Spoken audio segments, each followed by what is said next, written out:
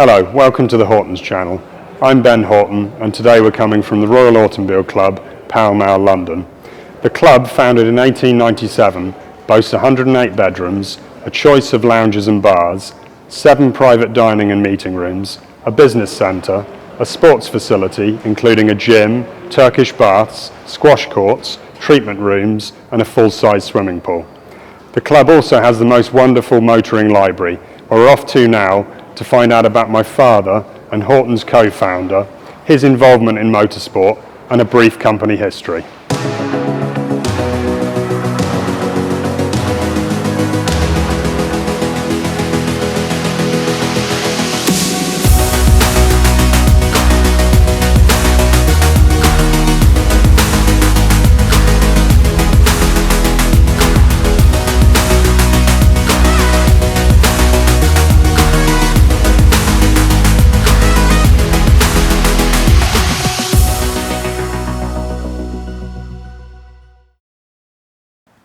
Well, here we are, sitting in the library of the Royal Automobile Club in Pall Mall, surrounded by masses of wonderful books, which could absorb us for many hours. But what we're going to do now is have the second video in a series on the Hortons channel about aspects of Hortons, aspects of motoring books, and of course I'm joined by Ben Horton, who is the man behind Hortons Books these days.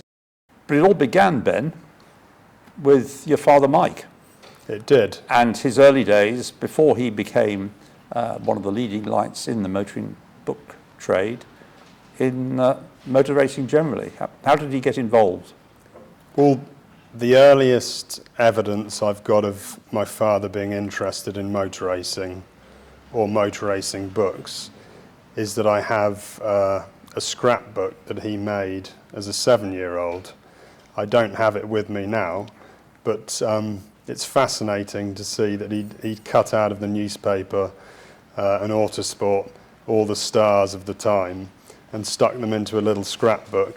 So he defaced Autosports? Well, he did. He cut them out and stuck them into this scrapbook with his writing, which was a lot better then than it was later in his life. Yes. But so that's the earliest evidence I found of him being interested in motor racing. The fact you talk about Autosport suggests it must have been post-1950, because that was when Autosport was first published. Or do you think it goes back further than that? I think it probably goes back further than then to, maybe it was in the newspaper, so it would be late 40s, some time like that. So 47, 48, some time around there. And from then on, he was obviously collecting books, because he told me that at the time. So we'd receive books as presents for Christmas and birthdays and what have you. But it was really when he went to Stowe School, just down the road from Silverstone, that he could really ignite his passion, because he used to, on his time off at school, ride his bicycle down to Silverstone and see the stars of the day. So he got to become great friends with the Whitehead Brothers. I remember him telling me a story of him meeting Caracciolo at Silverstone, and Caracciolo was really kind to him and I think took him out in whichever car he happened to be able to take him out in. Yeah. Dad obviously never forgot that. But he forged a very strong friendship with the Whitehead Brothers, and they, in 1958, had invited him to join them to go to Le Mans. As a general helper, or was a helper, dog's body, just generally help out. Yes. Well, the evening prior to them leaving for Le Mans, their manager was due to be David York, and David York had a heart attack the night before. In France, this would have been then? Yes. The night before they were due to go to Le Mans. Right. So Dad was considered the only choice. There was really no other choice. How old was he then? He was 18 years old. Crikey.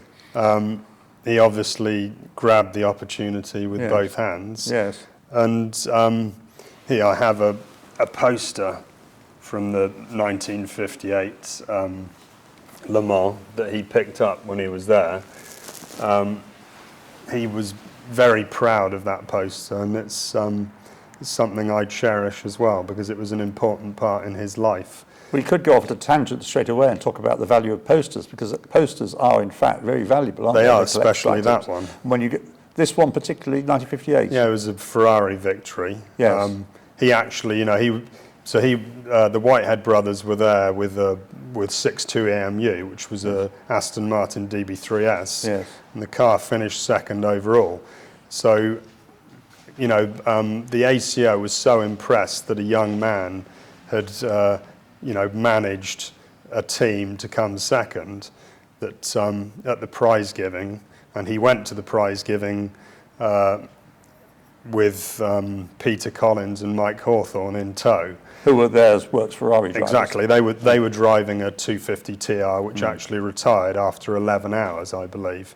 But they were still around, and obviously this young man was, of interest to them. So he went with them.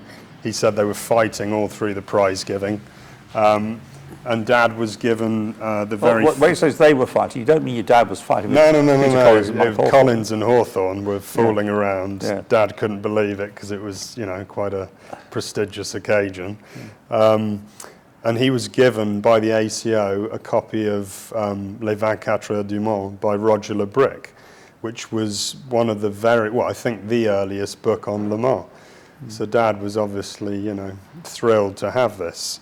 Was he still at, Le Mans would have been in June, was he still at school, I suppose, then? I suppose he had left because, I guess he would have left in early June, I suppose.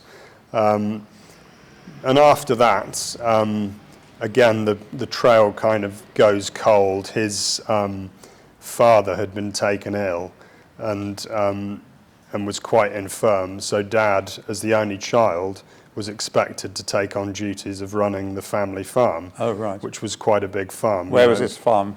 In Wiltshire, right? Not far from where we're based now. And so he had to fulfil his duties as the only child and take on the farm. Did you had you been to an agricultural college or anything like that? No, I think he went straight from Stowe straight into being a full-time farmer. What sort of farm? So it was mixed. It was arable and sheep and cattle and dairy. But during this time, he met my mother, and they started a family. But he did have a passion for motor racing himself, and raced a Lotus 11. And this is a picture of him at I believe it's a Prescott hill. It looks like a hill climb, and I'd say. So this is Prescott National Open in 1960. Right. He finished third in class. And this is another picture of him racing. This is probably at Silverstone or somewhere like that. Let's see. No, this is Prescott. I was going to say, it doesn't take much. So this was Prescott in 61. Right. And he had great success racing. But being the only child running a large farm, having met my mother, and on the road to having many children, life priorities. That begs a question. Well, exactly. How many children? How many brothers and sisters do you have? I have 5 brothers and sisters. Right. So it was a large family. Yes. And so doing dangerous things like motor racing was not really the thing to be doing. Also, the family never really were too happy about him racing, which is why his initials were TM Horton, so Thomas Michael Horton, but he was known as Michael Horton, but never in a race program will you see Michael Horton. He called himself Tim Horton. Because the family didn't really want him, known that he was motor racing. So whenever you come across Tim Horton in the programme, that's your father? That's my father, yeah. Whereas you might think it was somebody else completely different. Well, exactly, yes, exactly. But he had a lot of success, and I'm sure had he been able to stick to motor racing, he would have done even better. I've got this vision in my mind of seeing a photograph of him on the front row of a grid of sports cars at Goodwood. That's right. He took part in one of the wettest races at Goodwood. I can't tell you the date, but he did remark that there was the car was literally full of water, and he had to come into the pits, and they had to drill some holes to let the water out. It was so wet. So he. Well, of course, going back to that 1958 Le Mans, that was a very wet race. It was, which is why if you look at the poster, it's not in great shape because it was a wet race. Yeah, I mean, just to drop a name, I remember when I was on Radio Le Mans some years ago interviewing Phil Hill about that race, and he was fascinated to talk about it. He put on Briggs Cunningham's raincoat because he won the race with Olivier Jonebien, and he told this story about how he had on this raincoat. There's photographs of him in this torrential rain wearing this, what we'd call a mac, a raincoat. Yeah. So anyway, so your father and water obviously had some sort of attraction Well, to each other. exactly. So this racing in his Lotus would have gone on until the early 60s? Yeah, I think he retired from racing around 62, 63. I know towards when he retired from racing, he was doing some mini racing, and then he just had to be on the farm too much, and he couldn't do the two things together. And so he always obviously kept an interest in motor racing, and again was continuing to build his library because that was one of his main passions. Well, what can you identify when the idea of building a library commenced? Or, I mean, obviously, as a child interested in cars, you get car books. I'm sure you did, I did. But there must come a point when you think, oh, yeah, but I want to start accumulating or collecting these. Well, my dad was a very passionate man, and he loved, as a child, he loved dinky toys, so he had a vast collection of those. Have you got those still? I have about 2,000 of them, I believe, yeah. What a silly still question. have Have you got them? Are they on display anywhere? No, unfortunately not. They take up a lot of room, and no, unfortunately they're all boxed up at the moment. But I think the same happened with his motoring books, and what became, like most people, what became a modest collection grew over the years. I mean, we used to, we were always either going to a motor racing circuit on half terms or holidays. Mum and Dad would go to Thruxton or Brands Hatch, and they saw many of the great drivers of their day in their infancy. People like Jacques Laffite, Emerson Fittipaldi. Well, Mum and Dad let Emerson Fittipaldi, or used to feed Emerson Fittipaldi when he was over from Brazil, and had no means of having any lunch, and they would invite him in. I mean, he was a nobody then, racing Formula Ford. Exactly.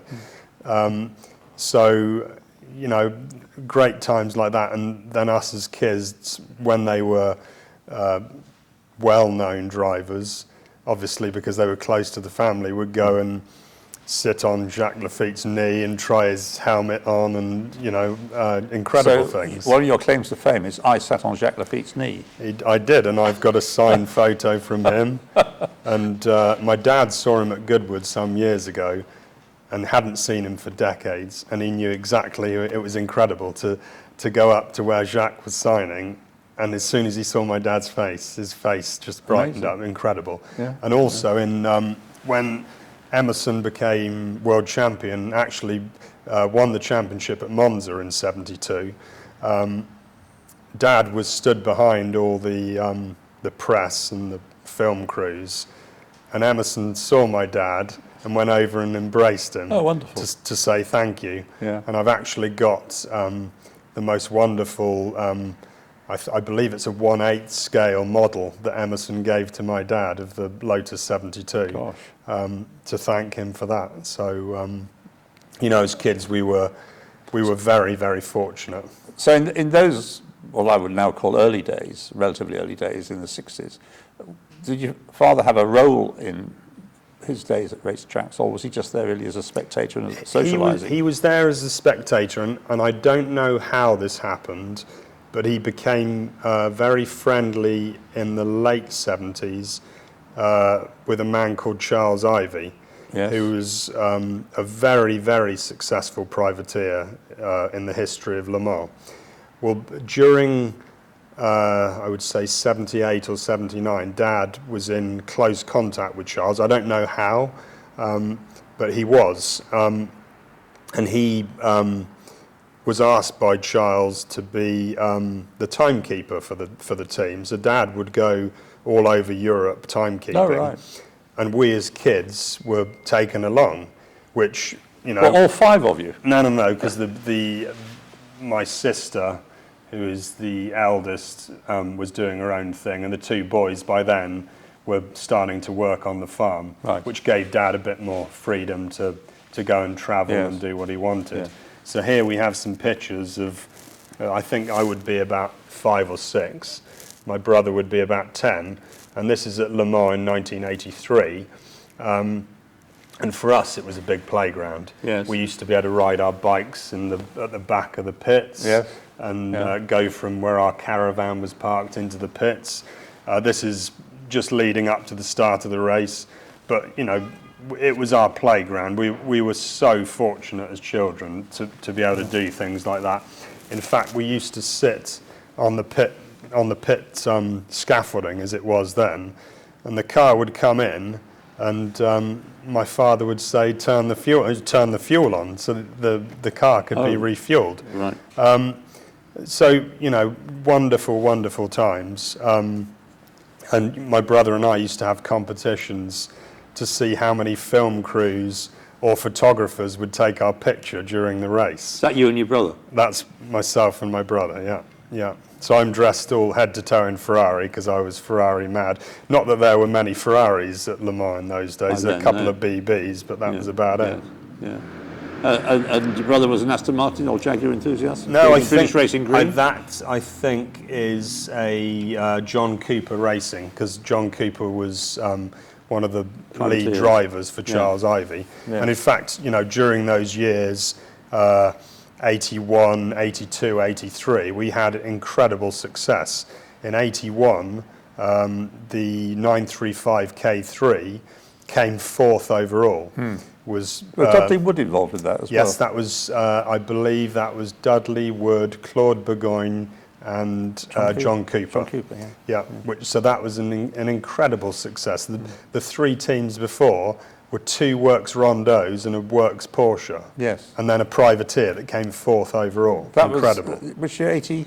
That was 81. Yes, just before Group C came in. Exactly. The following so it was year. Group 5, in fact. Yes. Yeah. So we won Group 5 in 81, and in fact, in 82, Group 5 still existed, because in 82 I believe we came 8th overall, right. And that was Paul Smith, John Cooper, and I can't remember the other driver, but they came 8th overall and won Group 5. And this picture here was it was basically a factory standard Porsche 930. So this is 1983. Yes. And this car came 11th overall. And Dad had worked out that if it had never stopped, it couldn't have finished any higher than it did. And what an incredible achievement. Yes. So, you know, Charles Ivy was just an incredible privateer, and the results are there, as Dad told me. He said the results are in the books forever. They'll never be taken away. So they were wonderful times. So this is your father still going to race meetings whilst being a farmer?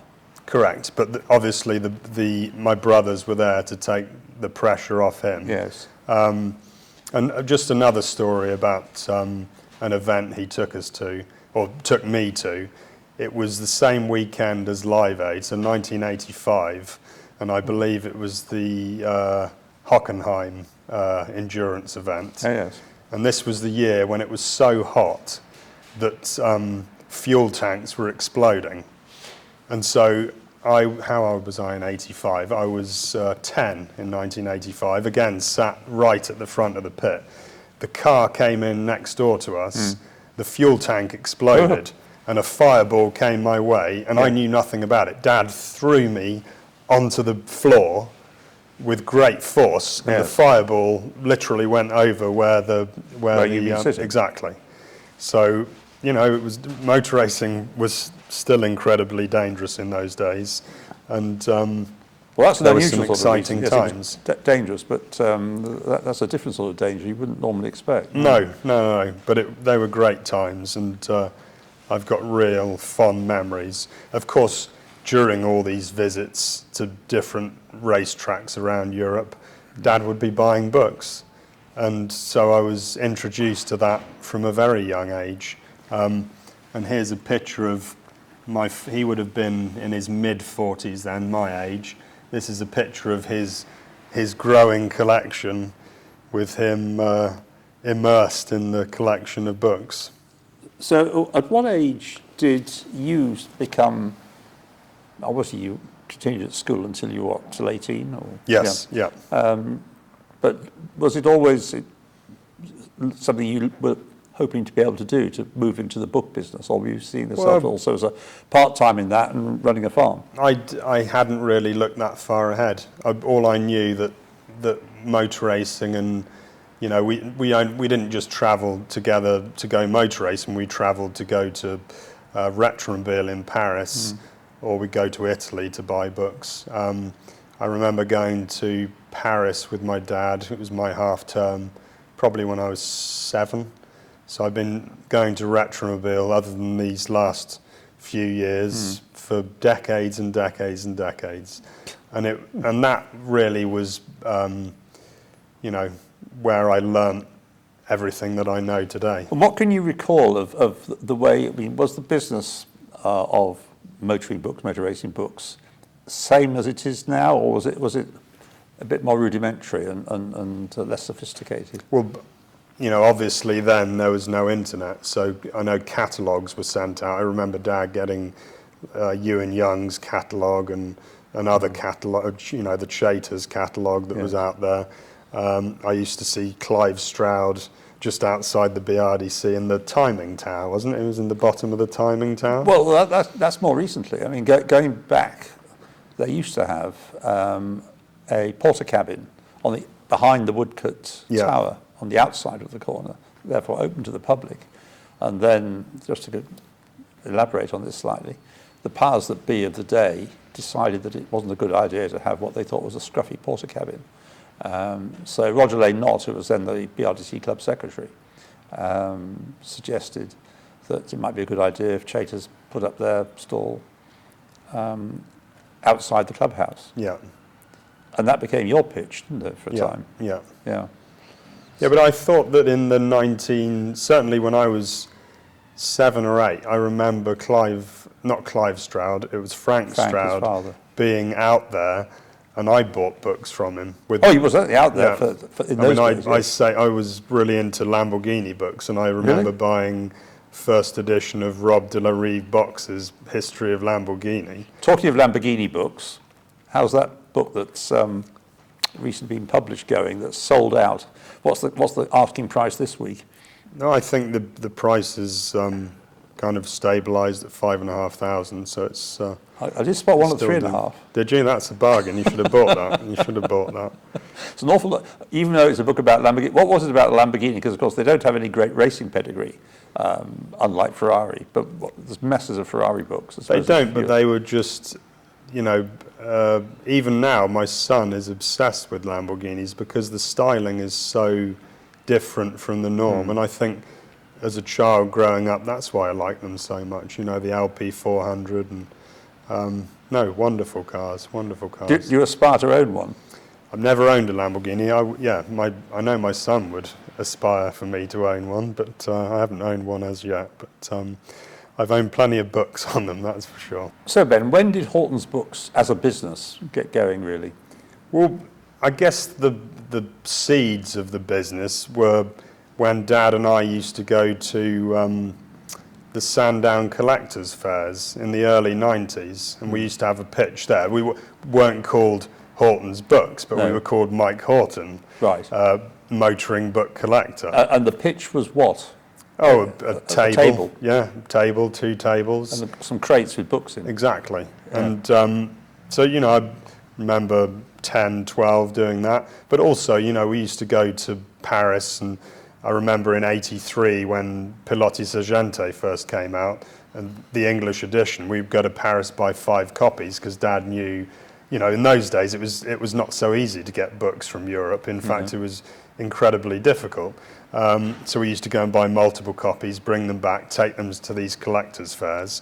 But during the mid to mid 90s, around 93, 94, Dad wanted to retire from farming, and had always had a passion for books, and I think that was really where it all started.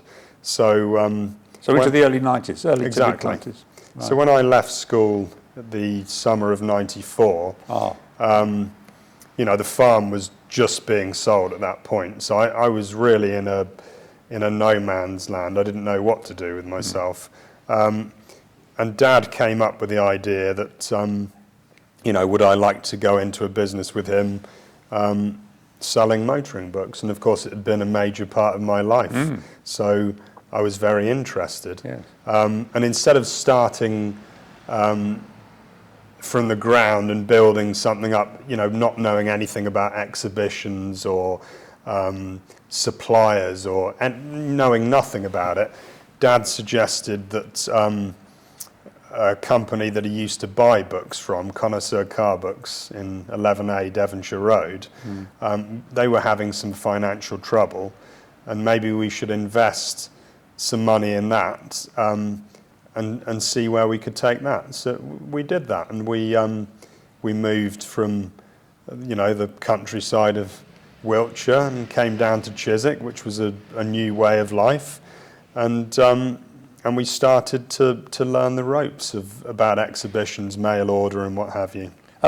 Initially, were you focusing on modern books, or? Well, Connoisseur Books was a mix of both. Yeah. So they had new books and out of print books. Not particularly expensive out of print books, but good out of print books.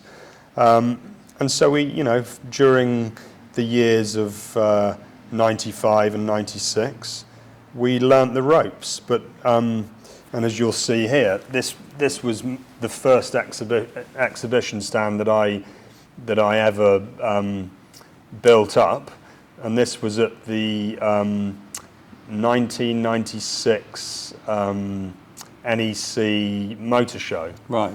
And so that was really the first stand I had an involvement in my ideas of how I thought a stand should look. So just going back a little bit, when you and your dad were touring Europe, or was it more than Europe? Did you go to the States? No, sometimes? with Charles Ivory, it was just European events, and so we wouldn't go to buy books in the States as such. No. And travelling around Europe, one of the people you'd come across was Mario Acquati. Well, the Monza bookshop. Exactly, and I would say that Mario Acquati was my biggest influence. The man, he's still around today, but he doesn't trade. But he had such respect, such knowledge, such panache about how he held himself, how he looked, how he treated people, and of all the people I've ever looked up to in my trade, he would be number one. Can you remember how you first encountered him? Well, we were in Monza for a sports car race, Monza 1000Ks. 1000Ks. Yeah. I think mid 80s, so 84, 85. I was only 10, and he gave us these tickets to get into some hospitality area. So Mario has known me from when I was a very young man. And I've really got a fond place in my heart for him. Well, you obviously know him far better than I do, but I was commentating with him at Monaco Historic some years ago. I remember that. I was there that year. And he rather gathered I was quite keen on Formula Junior. And so he afterwards, he didn't ask him for it, he just sent me a copy of the Italian Formula Junior book. Yeah. A really charming chap. Luigi Fuzzi? Yeah. Orsini. Orsini, Yes, that's right. that's the kind of guy he is. Just a truly great guy. Someone I'll never forget. Can you describe, I know this is moving away briefly from Hortons, but it's something that you've said has a big influence on you.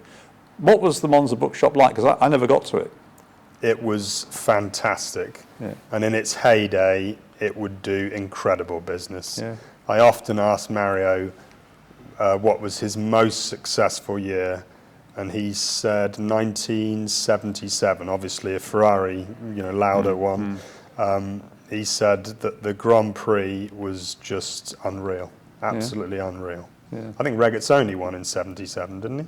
Yeah, I think so. Yes. I think he made a head start on the grid, but no one could do anything about it. No. Yeah, that's right.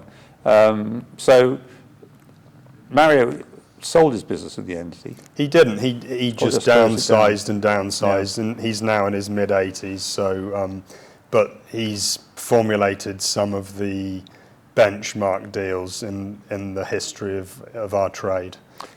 That's invited me to go off to another tangent, which is, because you speak in glowing terms of Mario Acquati, Italian books always seem to me to be of a particular style, and maybe other countries are catching up, but Italian books seem to have something special about them.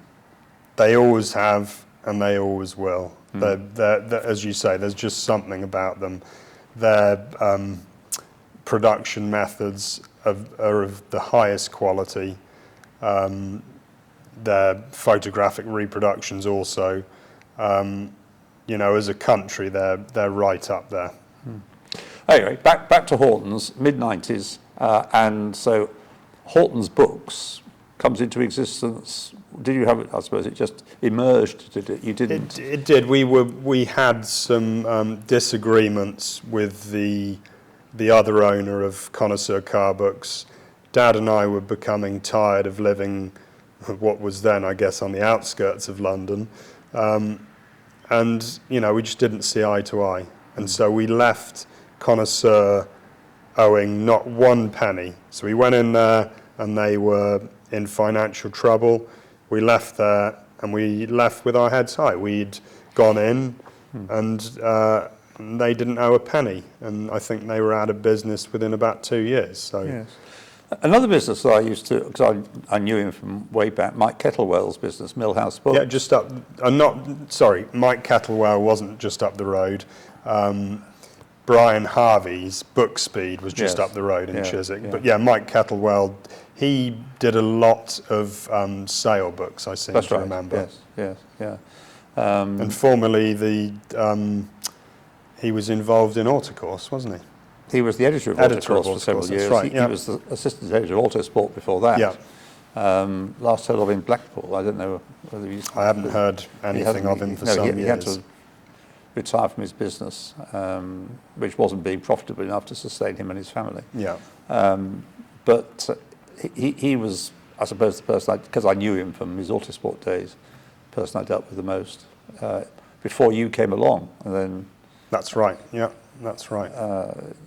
So your customer base, I suppose, was swollen by the arrival of the internet. Well, so once we'd left Connoisseur, we went back to Wiltshire in August 1997, and we formulated Hortons Books in August 1997 on the garden furniture at the back of the farm. I remember it very well. And this was 1 week before we went to the Nürburgring Oldtimer. Yes. And this was our first event as Hortons Books. Yeah, right. So Nürburgring Oldtimer, 1997. And, we'd taken no information from Connoisseur, so we had to build from the ground, but we knew now what we were doing and how we should do it. Well, what was your stock then at that stage? Because your father had collected books over the years, but presumably he didn't collect duplicates, or did he? He did. At that point, we still had the personal library of my father. Our stock was not huge, but over the years it built and built, and it came to a point where we realised that being, as my dad would call it, poacher and gamekeeper was not going to work because, we used to go on buying trips to Italy and find the most wonderful things, and you want to keep them all, and that's not very good for the profits of a company. So we soon realised that wasn't the way to go. So we were solely reliant on not internet trade, telephone trade, and going to exhibitions for probably a decade or more, a long time. 2000s. Exactly. Yes. Exactly. And that worked because the exhibitions were very popular in those days and were very successful. And we couldn't have run a successful mail order business and be travelling literally every other weekend. So, it was, it worked. Yeah. And that was enough business for us in those days. And then, as time went on, my dad's health failed and he took a back seat in what was going on. Well, you say a back seat, but at shows, your dad had a front seat. He sat on his stool. He did. On the outside of the stand. Yeah, and I really miss that because Dad was very good at retelling all the stories from times past. Yes. And would engage with people that way. So it was you saw very Mike nice. And he was always good for a chat. I mean, he definitely... He was great for a chat. Without saying roll up. Exactly. The best fairground I really miss that because he could, if whatever book someone was buying, he would have a story linked to it because he knew anyone and everyone and had a story about all of them. Yes. And I really do miss that. I have some stories to tell, nothing like the stories he had to tell, but it's been a fun journey, and particularly when you see our journey from, this was the first time we did Paris, which was by Paris Paris Retromobile, and this was the first time we did Paris Retromobile in February 1997. And we co-shared the stand with Mario Acquati and Shopping Formula One of Maranello. And we had 6 shelves on that stand, of which we had to pay them 20% on every sale. Oh. And I think we'd done so well, we virtually paid for the whole stand. So Dad and I said, this has been great, but this won't happen again. And then I think, now you're going to be shown a picture of our 2015 stand in Paris, which, as you can see, the difference is chalk and cheese. We started off solely selling books. We now sell books, brochures, original art, ephemera, cars. I mean, anything and everything. Models? Do you go into models? Yeah, but I mean, we try and pick the best of everything that's available. What do you find your best means of obtaining new and interesting stock? I don't mean new books, I mean something that's new for you to move on as a profit. I do well at, motoring events where I go around and find things. Are there any particular type of motoring event? Obviously in the UK, but in Europe and America, auto jumbles are quite useful, right? But you have to be really dedicated to spending hours and hours and hours looking. I can do occasionally well on the internet finding things and auctions, but the problem now is that everyone knows about every auction, so to buy something under the radar is incredibly difficult.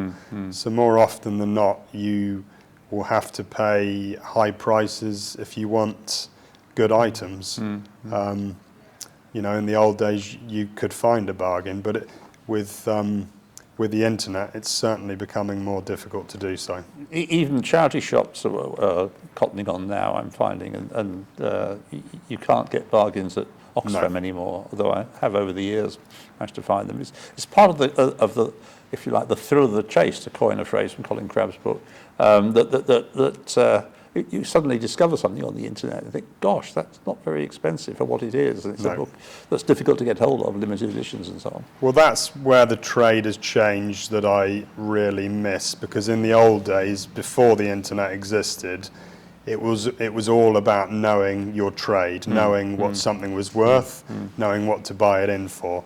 That has depleted slightly. Of course, when there's a book that's not listed on the internet and it's incredibly rare, then it comes back to good old-fashioned knowledge, which I have, and so that can often be very useful.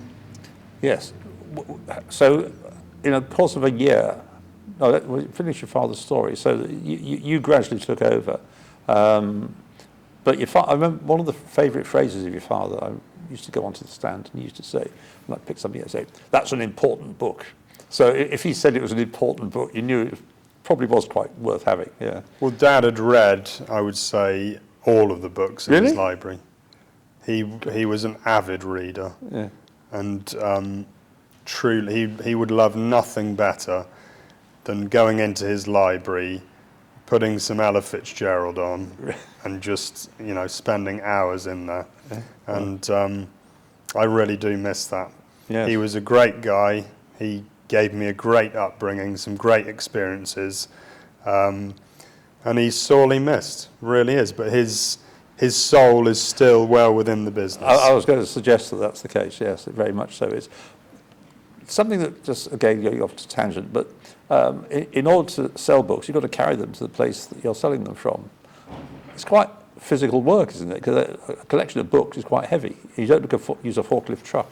It is, but I've never been afraid of hard work, and my people pay to go to the gym. I just treat loading and unloading as a gym session, but it costs me nothing. Well, there we are. We've heard about the origins of Hortons Books and the great character that Mike Horton, who started it all, was.